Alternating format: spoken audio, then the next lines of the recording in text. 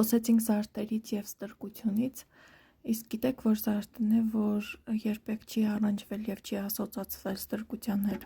դա մատանին է, և այն ևս չի առանջվել և չի ասոցացվել կանանց հետ,